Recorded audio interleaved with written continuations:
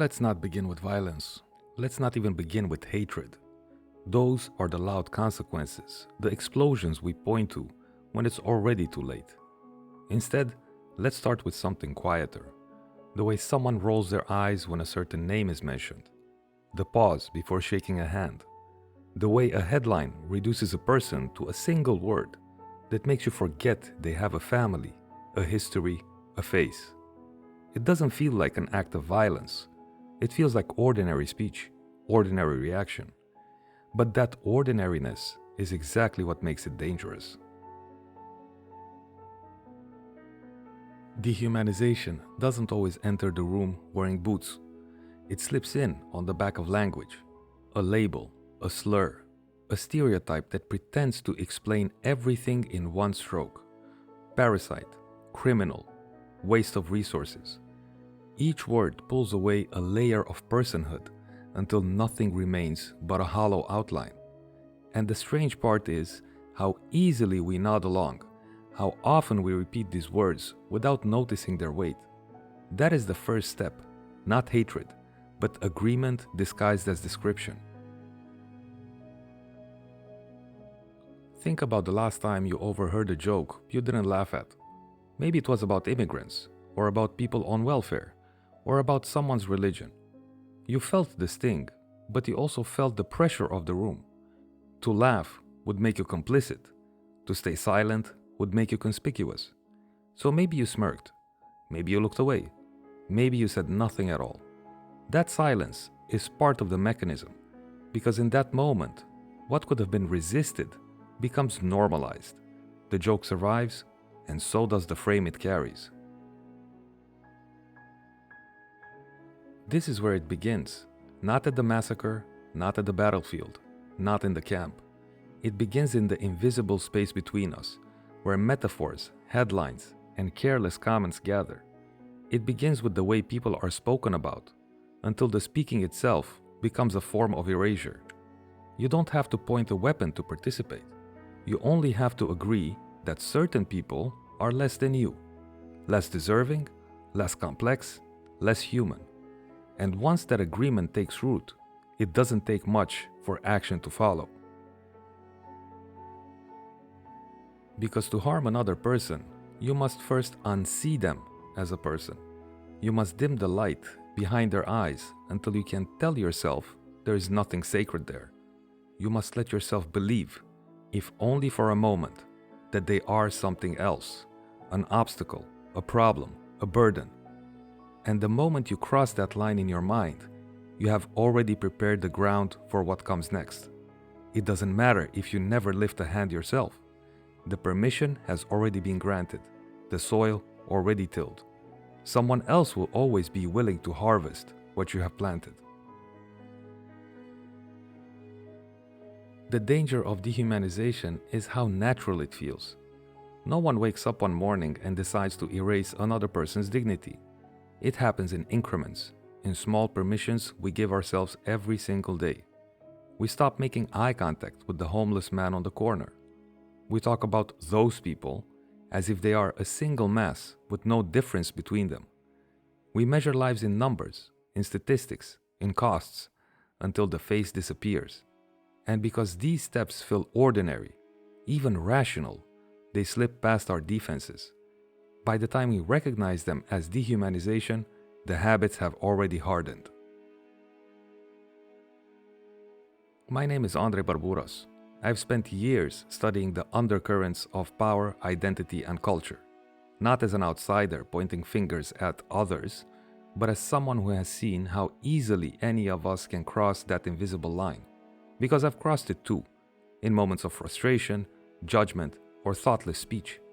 This is not a course about villains in uniforms. It's about the ordinary human tendency to divide the world into us and them.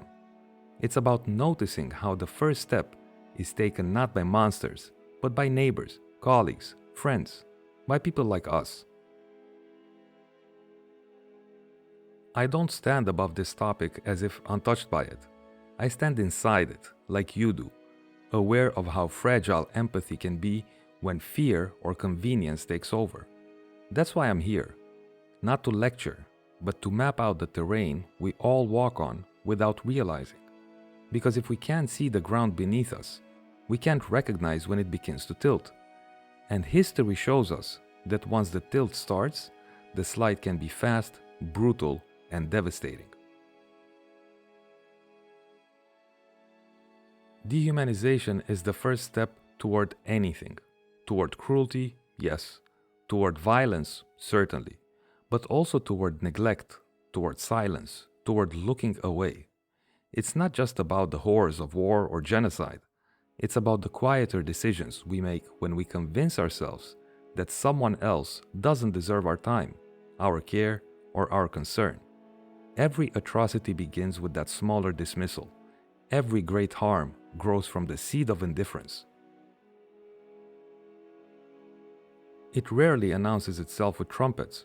It doesn't arrive shouting in slogans or uniforms at first.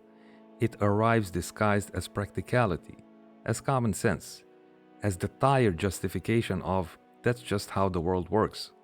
And in that disguise, it is hardest to resist. Because who wants to argue against what everyone else seems to agree on? Who wants to be the one who disrupts the joke, the label, the easy categorization? History is filled with examples of where this path leads, but history also dulls the shock.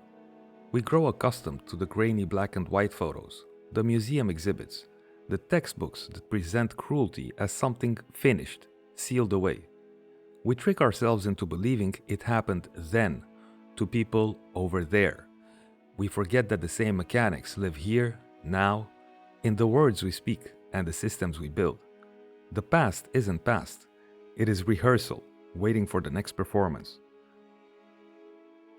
Because it is happening here, not in the exact same forms, but in echoes we can recognize if we pay attention, in the way migrants are reduced to statistics, in the way political opponents are framed as existential threats rather than fellow citizens, in the way strangers online are stripped of complexity and turned into caricatures. Every society builds its ladder of who matters more and who matters less. The only difference is where we place ourselves on the rungs. The ladder itself, though, is always shifting. One decade, it is religion.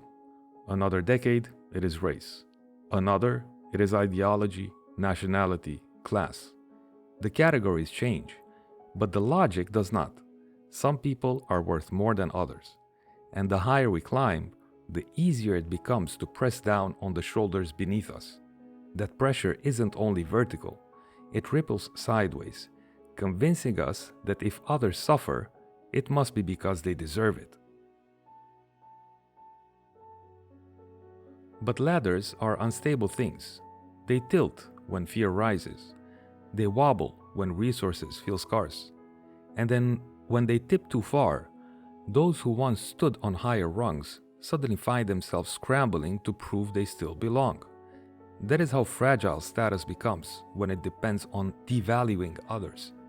No one is safe from being pushed down when the system itself runs on exclusion.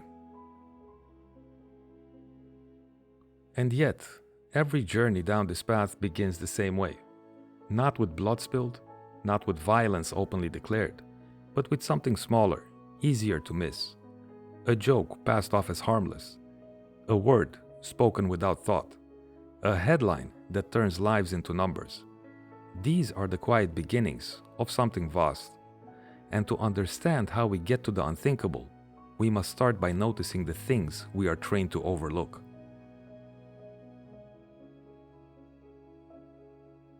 Think about how quickly we grow used to labels. At first, they feel like exaggerations. We wince a little when we hear them. But after enough repetition, they start to sound normal. They save us the trouble of nuance. They make the world simpler, cleaner, easier to categorize. And in that simplicity, we lose something essential: the ability to see people as more than the names they've been given.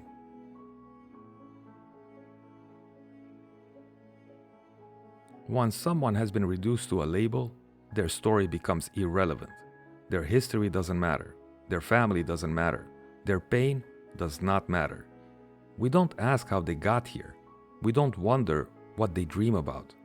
We tell ourselves the label is all we need to know, and in that shortcut, empathy is erased.